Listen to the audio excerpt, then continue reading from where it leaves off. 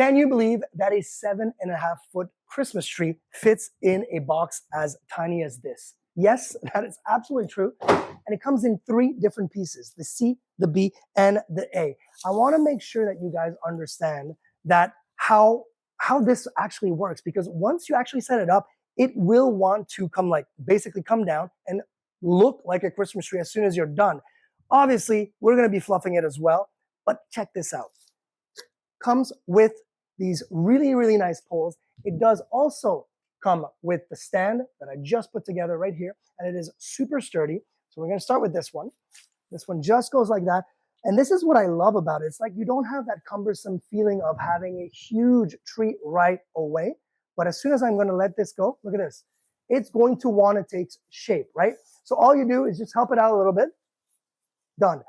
Of course, it may look a little ridiculous right now because it's not fluffed out, but it gives me perfect access for the next part. Grabbing that B part, and again, look at that. Just let it fall, help it out a little bit. These things are extremely solid. This is all metal.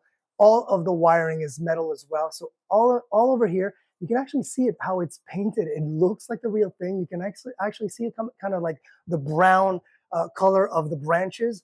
They're not real branches. Obviously, it's all wiring that you can customize as you go. And the last one, just like this, the last one is super easy. As you can see, this is a square, just fits in that square hole. Boom, done. And you just fluff it down. This is not a pre-lit tree.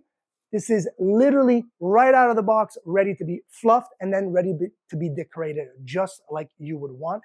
I love the fact that this is going to become a very white tree.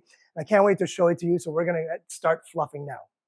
And there you have it, fully fluffed out, a 7.5-foot Christmas tree. BCP actually tells you to, or recommends, the allotted time to fluff it entirely, anywhere between 45 minutes to 2 hours.